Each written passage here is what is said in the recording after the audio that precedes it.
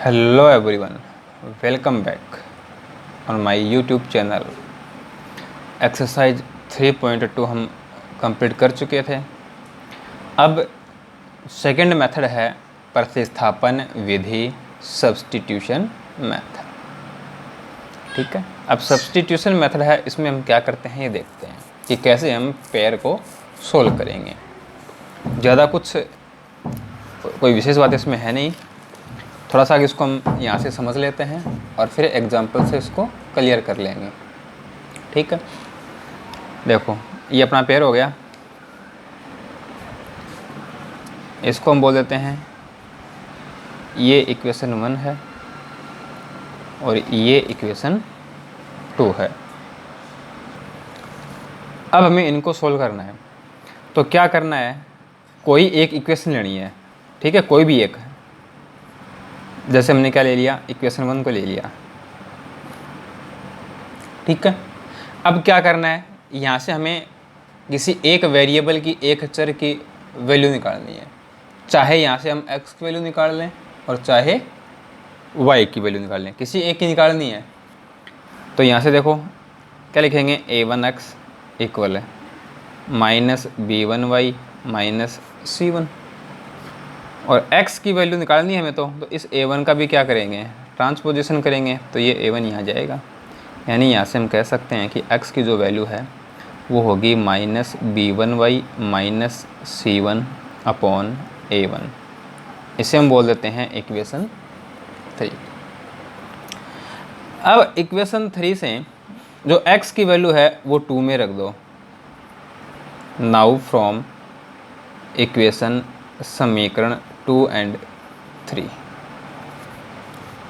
x की जो value है वो किस में रखनी है, इक्वेशन 2 में। भाई देखो 1 से तो हमने x की वैल्यू फाइंड की है, तो 1 में थोड़ी रखेंगे, इसको 2 में रखेंगे। यदि 2 से हम x की वैल्यू फाइंड करते तो उसको हम किस में पुट करते, 1 में। ठीक है, अब x की वैल्यू है वो हम इक्वेशन 2 में पुट कर देंगे, तो ये जो इक्वेशन है वो 1 वेरिएबल की इक्वेशन में चेंज हो जाएगी। यानी हमें एक ऐसा समीकरण प्राप्त होगा जिसमें एक ही चर होगा। अब x की वैल्यू रखेंगे तो y में मिलेगा इक्वेशन अपने को, तो अपने को y की वैल्यू मिल जाएगी। अब वो y की जो वैल्यू मिलेगी उसको हम कहाँ पुट कर देंगे, इक्वेशन 3 में पुट कर देंगे, तो हमें किसकी वैल्यू मिल जाएगी, x की वैल्यू मिल जाएगी, और अपना जो पेयर है वो क्या हो जाएगा, सोल्व हो जाएगा। ठीक है, बस इतना ही कुछ है, इसके अंदर ज़्यादा कुछ नहीं है। हम क्या करते हैं, एग्जाम्पल लेते हैं और उस एग्जाम्पल से इसको अच्छे से क्लियर करते हैं। ये अपने को पेयर दिया हुआ है, ठीक है, और बाई सब्स्टिट्यूशन मेथड हमें इसको सोल्व करना है, प्रतिस्थापन विधि से हमें इसे हल करना है। इसको हम बोल देते हैं कि ये तो अपना है इक्वेशन 1 और ये है अपना इक्वेशन 2। अब इनमें से अपने को कोई भी एक इक्वेशन लेनी है। ठीक है, फ्रॉम इक्वेशन 1। अब वो अपनी चॉइस है, अपनी मर्जी है कि हम x की वैल्यू निकालेंगे या y की वैल्यू निकालेंगे, कोई भी निकाल सकते हैं, कोई दिक्कत नहीं है। ठीक है, तो देखो ये जो 15y है ये इधर आएगा, प्लस हो जाएगा, 2 पहले से है ही, यहाँ पे क्या है 7x, तो ये जो वैल्यू है वो हमें किसकी मिलेगी, 7x की मिलेगी। हमें तो x की चाहिए, तो 7 है, उससे ये क्या हो जाएगा, डिवाइड हो जाएगा। इसको हम क्या बोलेंगे, इक्वेशन 3 बोलेंगे। ठीक है, अब क्या करना अपने को, यह x की जो वैल्यू है वो इक्वेशन 2 में रखनी है। देखिए फ्रॉम इक्वेशन 1 और 3, सॉरी 2 और 3, जो x की वैल्यू आई वो हम इक्वेशन 2 में पुट कर देंगे। तो 15y + 2 अपॉन 7, x की जगह x की वैल्यू पुट कर दी, प्लस 2y इक्वल 3। अब इसे सोल्व करना है, तो इसे सोल्व करने के लिए हम एलसीएम ले लें। तो देखो यहाँ पे 7 है, यहाँ अपॉन में 1 है, यहाँ अपॉन में 1 है, तो 7 1 1, एलसीएम क्या हो जाएगा 7। तो इस इक्वेशन को हम क्या करते हैं, 7 से मल्टीप्लाई कर देते हैं, है ना, 7 से गुणा कर देते हैं। तो ईच टर्म है वो 7 से मल्टीप्लाई होगी, प्रत्येक पद गुणा होगा।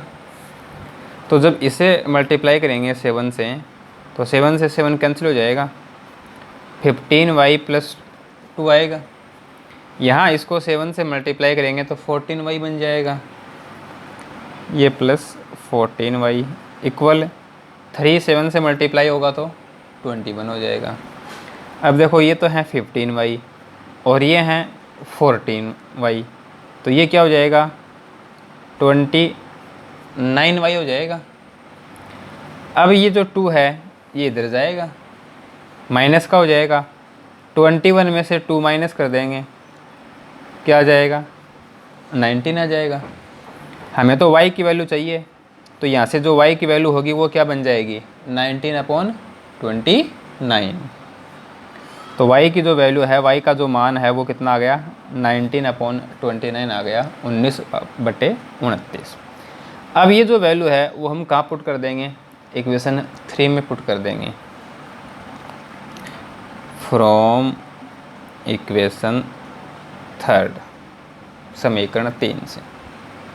ठीक है, चाहे 1 में पुट कर दो चाहे 2 में पुट कर दो, वहाँ से भी हमें x की वैल्यू मिल जाएगी, कोई दिक्कत नहीं है। x इक्वल 15y, y की वैल्यू है 19/29 प्लस 2/7, ये आ गया।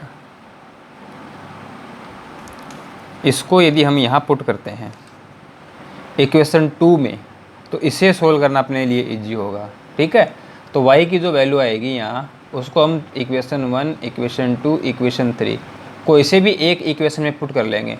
किस में पुट करेंगे, जिसको हम इजीली सोल्व कर सकें, ठीक है ना, उसमें पुट कर लेंगे। अब यहाँ देखो 15 है, ये 19 से क्या हो जाएगा मल्टीप्लाई हो जाएगा। ठीक है,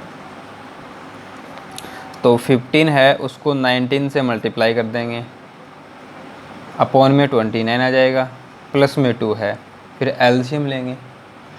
ठीक है, तो हम इसको क्या कर लेते हैं 2 में पुट कर लेते हैं, फ्रॉम इक्वेशन 2, इजीली सोल्व हो जाएगा। फ्रॉम इक्वेशन 2 क्या है, x प्लस 2y इक्वल 3, हमें तो x की वैल्यू चाहिएगी, तो ये जो 2y है वो इधर आ जाएगा, तो 3 माइनस 2y बन जाएगा ना, y की वैल्यू 19/29, 3 माइनस 2 है वो 19 से मल्टीप्लाई होगा 38/29, 19 को 2 से गुणा कर दिया 38 हो गया ना। अब एलसीएम लेंगे तो ये जो 29 है वो किसके साथ मल्टीप्लाई होगा, 3 के साथ मल्टीप्लाई होगा, एलसीएम लेंगे तो 87 माइनस 38/29, 87 में से 38 माइनस कर दो, 7 में से 8, 9 और ये 4, 49/29। तो x की जो वैल्यू है वो क्या हो गई 49/29। तो ये x की वैल्यू है और ये y की वैल्यू है।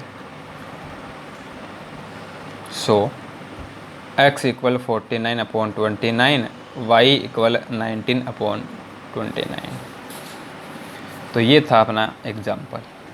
तो ये है substitution method to solve pair of linear equation in 2 variable, 2 चर वाले रैखिक समीकरण युग्म को हल करने की प्रतिस्थापन विधि।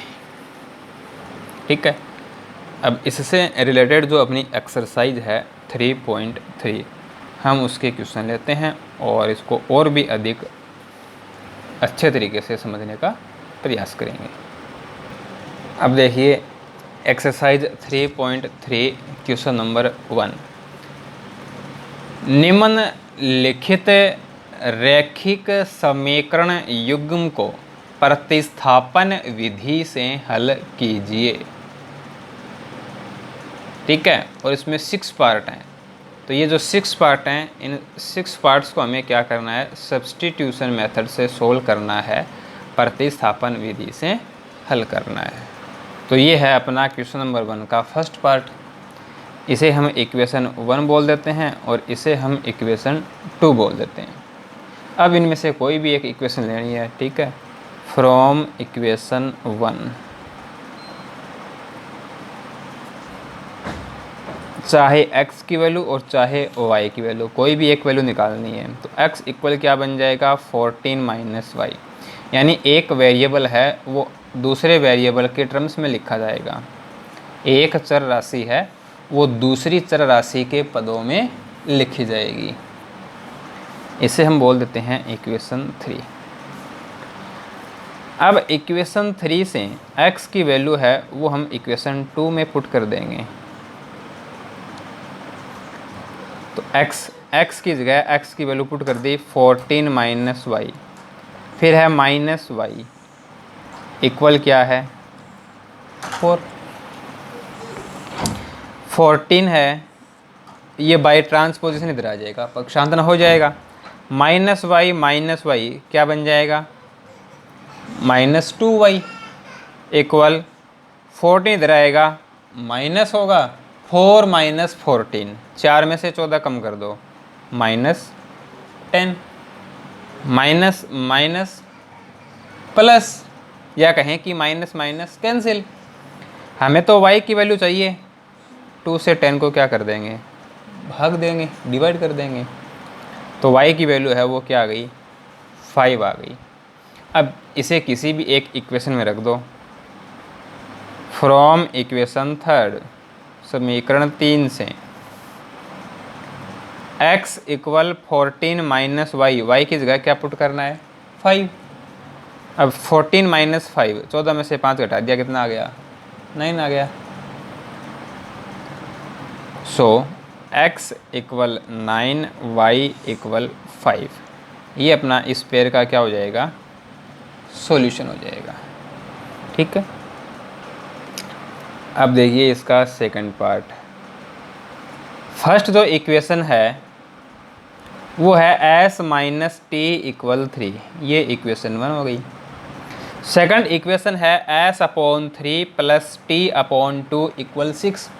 अब यहाँ देखो इस इक्वेशन में जो अपने वे कोफिशिएंट हैं s और t के, जो कोफिशिएंट हैं वो फ्रैक्शन फॉर्म में हैं, भिन्न रूप में दिए हुए हैं s और t के गुणांक।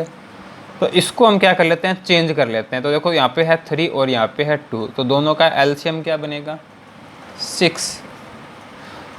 दोनों का एलसीएम 6 है ना, यहाँ पे 1 है तो 6 और 1 का एलसीएम 6। इस इक्वेशन को 6 से मल्टीप्लाई कर दो, इस समीकरण को 6 से गुणा कर दो, तो प्रत्येक पद 6 से गुणा होगा, ईच टर्म 6 से मल्टीप्लाई होगी। देखो s अपॉन 3 को 6 से मल्टीप्लाई करेंगे तो 3 से 6 2 टाइम कैंसिल और 2s बन जाएगा। 6 अब 2 से 3 टाइम कैंसिल होगा, 3 t से मल्टीप्लाई होगा और 6 36 बन जाएगा। इसे हम बोल देते हैं कि ये क्या है इक्वेशन 2 है। अब वहीं काम करना है। फ्रॉम इक्वेशन 1 s इक्वल क्या बन जाएगा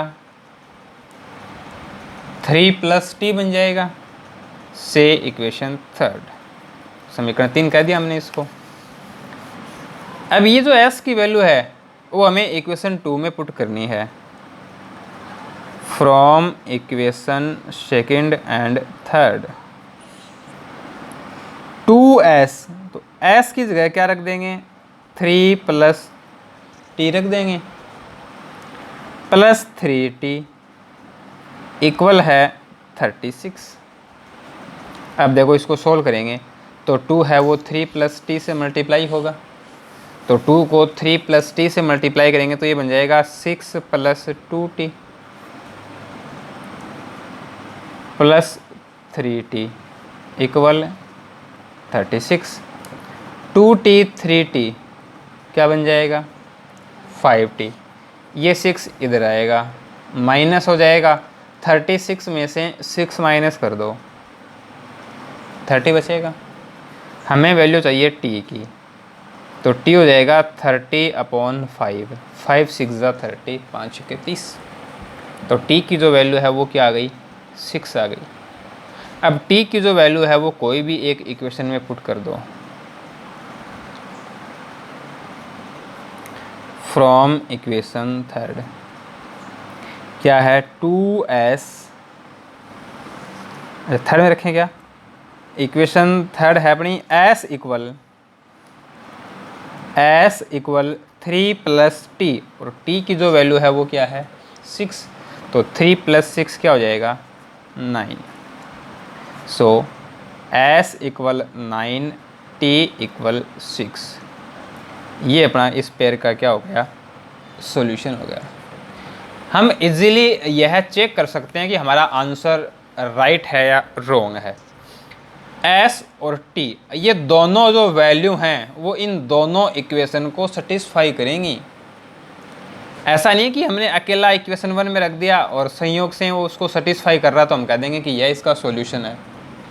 यदि s इक्वल 9, t इक्वल 6 इस पेयर का सॉल्यूशन है तो इक्वेशन 1 एंड इक्वेशन 2 दोनों को क्या करेगा संतुष्ट करेगा, सेटिस्फाई करेगा। तो s और t की वैल्यू रख दो यहाँ पे। देखो s की है 9, t की है 6, 9 - 6 कितना आएगा 3, यहाँ भी कितना है 3, इसको तो सेटिस्फाई कर रहा है। यहाँ पे देखो 9 3 से कैंसिल होगा 3 टाइम, यहाँ पे रखेंगे 6 तो 6 2 से कैंसिल होगा 3 टाइम, 3 + 3 कितना आएगा 6, और यहाँ भी कितना है 6। इट मीन्स दोनों को सेटिस्फाई कर रहा है। जब दोनों को सेटिस्फाई कर रहा है तो इट मीन्स ये अपना जो आंसर है वो क्या है करेक्ट है। ठीक है, तो इसे हम चेक कर सकते हैं कि हमने जो किया है वो सही किया है या गलत किया है। ठीक है, अब देखिए इसका थर्ड पार्ट। फर्स्ट जो इक्वेशन है वो है 3x - y = 3। सेकंड जो इक्वेशन है वो है 9x - 3y = 9। ठीक है, अब इस पेयर को हमें क्या करना है सोल्व करना है। वहीं अपना मेथड होगा फ्रॉम इक्वेशन 1। यहाँ से y की वैल्यू लिखें तो y इक्वल क्या बन जाएगा 3x - 3 बन जाएगा। ठीक है, ये अपनी इक्वेशन थर्ड हो गई। अब ये वैल्यू हम इक्वेशन 2 में पुट करेंगे from equation 2 and third, from equation second and third, समीकरण 2 व 3 से 9x - 3 y की वैल्यू है 3x - 3 = 9। 9x ये हो जाएगा -9x + 9 = 9। 9x कैंसिल हो गया, 9 = 9 आ गया। अब देखो इसके अंदर तो कोई वेरिएबल ही नहीं है, न तो x है और न y है, कोई सा भी वेरिएबल नहीं है, कोई भी चर राशि नहीं है यहाँ पे। अब क्या करें, तो देखो कि ये जो अपना स्टेटमेंट आया है, जो कथन आया है वो कैसा है, ट्रू है फॉल्स है, ये बात सही है या गलत है। 9 = 9 होता है ना ऐसा, अरे 9 है वो 9 के तो इक्वल होता ही है, यानी ये जो स्टेटमेंट है वो ट्रू है, कथन है वो कैसा है सत्य है। तो जब ऐसी स्थिति आ जाए ऐसा, ठीक है ना, तो ये क्यों आता है, ये तभी आता है जब अपने को जो पेयर दिया गया है उसके इनफाइनाइट सॉल्यूशन हो, उसके अनंत हल विद्यमान होते हैं, तभी ऐसी स्थिति आएगी, अदरवाइज नहीं आएगी। ठीक है ना, तो घबराने की आवश्यकता नहीं है कि हाँ तो न तो x है न y है तो हम इसको कैसे हल करें। तो लिख देंगे अनंत हल विद्यमान है।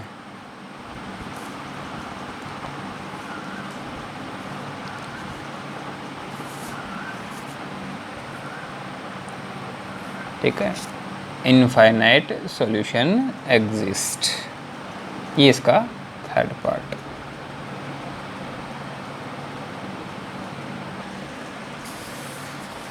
तो आई होप अब आपके अच्छे से समझ में आ गया होगा कि जो सब्स्टिट्यूशन मेथड है, जो प्रतिस्थापन विधि है, उससे हम pair of linear equation into variables को कैसे सोल्व करेंगे। ठीक है, रैखिक समीकरण युग्म को प्रतिस्थापन विधि से कैसे हल करना है, अब इसमें आपको कोई कन्फ्यूजन नहीं होगा। ठीक है, नेक्स्ट क्लास में हम इसके आगे के जो क्वेश्चंस हैं उन्हें सोल्व करेंगे। ठीक है, थैंक्स फॉर वॉचिंग।